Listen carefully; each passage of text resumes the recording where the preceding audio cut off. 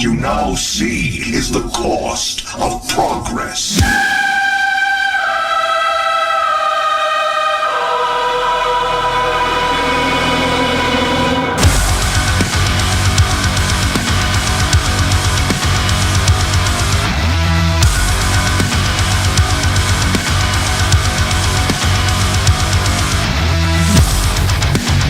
This is not a drill. Doom 2016's single-player campaign is maybe the greatest first-person shooter in 15 years. The movement is incredible. The combat is exhilarating. The music is pitch perfect. And I haven't had this much fun combing levels for secrets since Arkham Asylum. Even the story is its own special stripe of dumb, self-aware brilliance. But it's not just a masterpiece. The effortless way it implements modern game design without compromising its old-school personality creates a brilliant wolf in sheep's clothing effect that redefines the idea of the retro throwback. Yes, Doom, aka Doom 16, is a retro throwback, reboot, sequel, whatever. One that so successfully presents a back-to-basics approach that younger players might not even see it as a throwback and instead find it a refreshing and bold alternative to Call of Duty or Halo.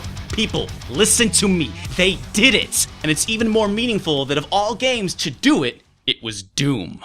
I did not anticipate making this video, and I think a lot of people did not anticipate caring at all about this game. I mean, setting aside for a minute its very long and troubled development and release, there seemed like there were only two possible outcomes for Doom: the unnecessary retro-fueled throwback, and the uninspired cash grab, the reboot in name only. We've seen these both a million times, and not just in video games. First off, the world probably does not need more classic Doom because Doom fans, aka the real heroes, have been modding and remaking classic Doom for decades. And as with all intellectual property, there's the worry that sleazy businessmen will exploit a beloved franchise just to make a quick buck. But what we didn't realize is there was a third option, somehow achieve that perfect balance of modern and classic sensibilities. Well, actually, we've always known that option existed, but it's such a monumentally difficult task, it's scarcely ever been done successfully.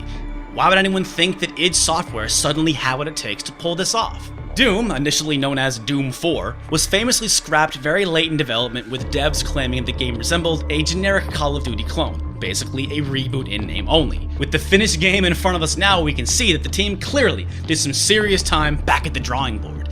They focused in on the core tenets of classic Doom and endeavored to never deviate. It's simple enough, but the true genius here is they never let these core tenets hold the game back. So let's break it down. What are the building blocks of classic Doom? How does Doom 16 honor these? And most importantly, how does it also update them? First, classic Doom is nothing without fast-paced, chaotic, unbroken action. So in Doom 16, you move inhumanly fast. Dodging projectiles and charging enemies, and chasing down enemies is no problem. Check and check. To update it for 2016, instead of waist-high walls for cover, you now have the ability to effortlessly grapple onto ledges, assuring no enemy is out of reach or safety impossible to find. And while there's plenty of tight corridors, the grappling also allowed designers to add verticality to levels. Also, this game runs as smooth as glass. No frame rate slowdowns to mess up your timing here. This is Doom though. There needs to be hordes of monsters waiting for you at every turn. But let's be real here, that's probably the easiest thing to nail down.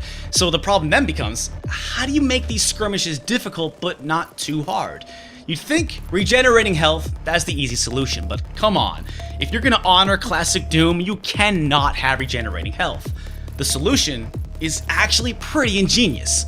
The glory kills. Now, at first, I was not on board with the glory kills. They were very much the focus of the game's promotion, and if extreme violence is the only thing Doom 16 was bringing to the table, I'd sooner go back and just play Splatterhouse again. Fantastic game, by the way. But glory kills in Doom 16 do three things. Allow you to refill your health, refill your ammo, and give you a brief moment of pause. You can still fall back on med packs and ammo boxes on the ground, but glory kills keep you in the combat. Also, no reloading for any guns ever. Nothing short of death stops the action in Doom.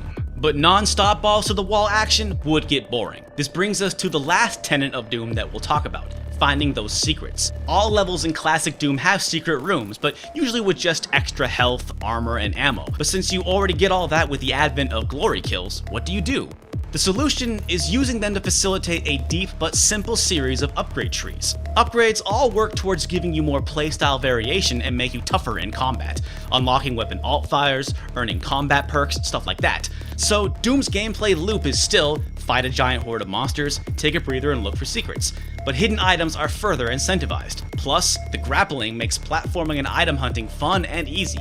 You aren't always shooting stuff in Doom 16, but I was never bored. Though I was a little frustrated until I learned how useful the map was, and I do recommend on your first time through, getting the map and radar upgrades first. I could go on for a while, this game does so many things right, but I think you get the picture. Doom is a rare beast, a retro throwback that trades in gameplay first, aesthetics second. It is an identical twin to classic Doom, born in 1993, but frozen, thawed, and raised in 2016.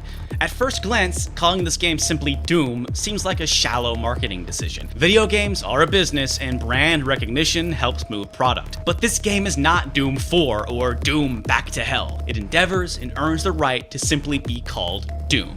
To illustrate how incredible this is, I want to make a comparison which, at first, might sound ridiculous, but there's a meaningful similarity between Doom and Shovel Knight. Both of these games are retro throwbacks, but retro in completely different ways.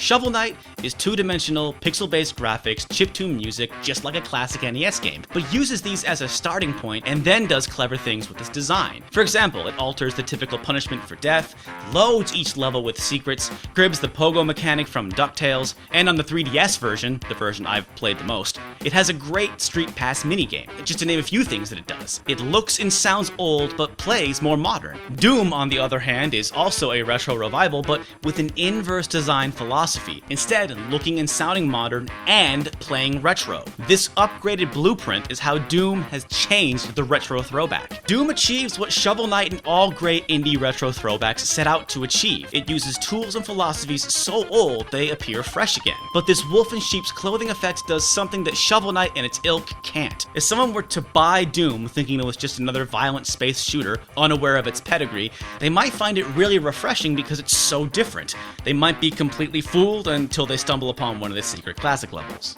A quick glance at Shovel Knight and you know what it is. In the case of Doom, however, I was like most people and didn't see its true colors until I got my hands on it. Now, anyone who knows me knows I have exactly zero problems with a game like Shovel Knight. They are cheaper and require a much smaller team to make, but they are a trend that has existed for quite some time. Doom is something much more rare and maybe signals a sea change. Doom seems more interested in staying true to its roots than defiantly shooting spitballs at modern FPSs from the back of the classroom. The unintended result is a very striking contrast to Call of Duty and Halo, at least in the single-player campaign, but I don't see Doom eating the collective lunches of FPS mega blockbusters. Maybe I'm wrong, but I hope Doom at least starts a vibrant subgenre of FPSs. It's proof that a game like Time Splitters could be brought back. And let's not limit this just to FPSs. Imagine a version of Shovel Knight that played the same, but looked more like Dark Souls. If none of that happens, at least we got one of the best FPS campaigns in years. If you're a fan of Doom, retro games, or looking for a break from Call of Duty, Battlefield, or Halo, I cannot recommend Doom enough. Thank you so much for watching. Let us know what you think about the new Doom in the comments below, and if this is your first video here, hey, maybe hit that subscribe button and tell a friend. Stop Skeletons from Fighting is a Patreon-supported show, and with this video, this has officially become our most prolific year ever, and we couldn't have done it without each and every one of our wonderful supporters. But we got lots more videos coming, so we'll see y'all again real soon.